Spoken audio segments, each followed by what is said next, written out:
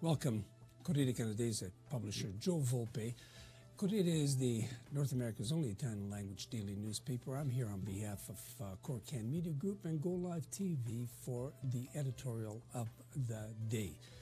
Okay, well, it's not a secret.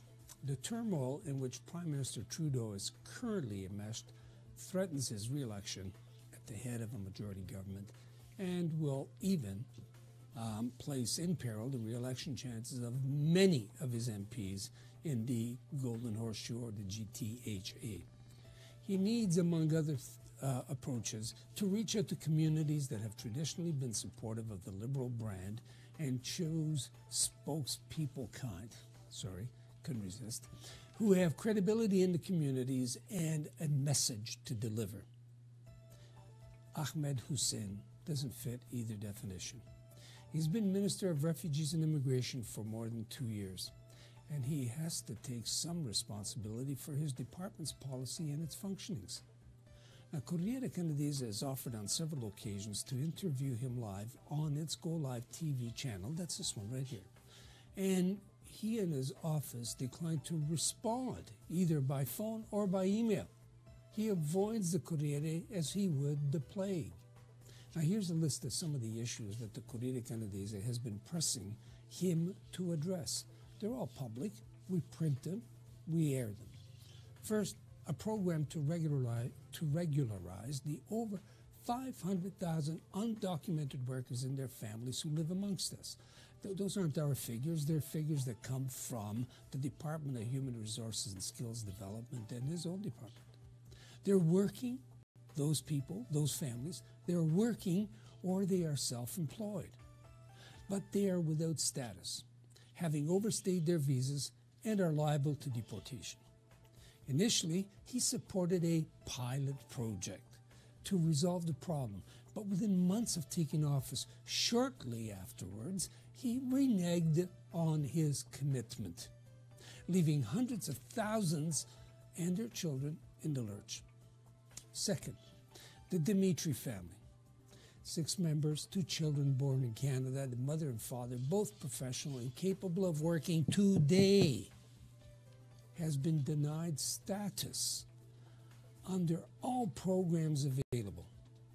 They've been here for almost 6 years, spending their time filling out applications to see how best they can qualify to stay. Both the Immigration Refugee Board and the panel that considers humanitarian and compassionate grounds decided to set aside a Supreme Court order requiring all immigration officials to consider the best interests of the child or children in any decision. Hussen, a former refugee, has rejected the interventions by the community, and it's been prodigious, and at least one of his caucus colleagues to have him revisit their case and to have the family stay. Who knows? Maybe it has something to do with their ethnic origin. Third, Hussen has been steadfast in his opposition to increased targets for immigration from Italy, Poland, or Portugal, especially in light of some of the consequences of the Brexit. Numbers from those countries hover in the 400 to 600 people, individuals, mark, while immigrants from other parts of the world are measured in the tens of thousands each year. God bless them. We need everybody. Yet, an average of 100,000 Italians per year for the last 5 years have been leaving their homeland for places like Britain, Germany, France, and Australia. The Corriere has been publishing the numbers on a regular basis. Brexit will cost some 250,000 of those Italians in the diaspora, resident in the British Isles, to look elsewhere. But Canada's doors are shut firmly. Thank you, Minister Hussen. Fourth, Hussen's department has apparently surreptitiously and at the request of Israeli officials struck a deal to absorb some 1,600 failed African refugees sitting in an Israeli detention camp. Now, how they got through the wall and the iron dome that protects the country has yet to be explained. But there's no room for the Demitri in Canada. They entered legally. Fifth, a notorious convicted felon, Harjit Singh, with a sordid history that involved bringing down a former minister of the Crown, was somehow allowed to enter and settle in Canada despite his criminal record and his prior deportation.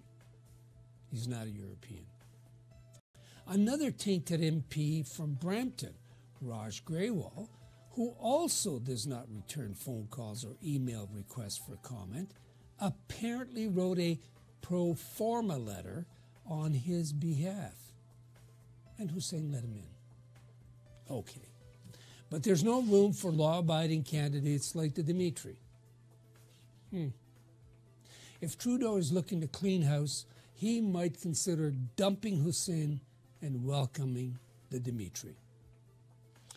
Joe Volpe for Corriere Canadese, Go Live TV, and Corcan Media Group, thanking you for tuning in to our editorial and asking you to follow us on our social media and stay tuned for a commentary in Italian and Portuguese right after these messages.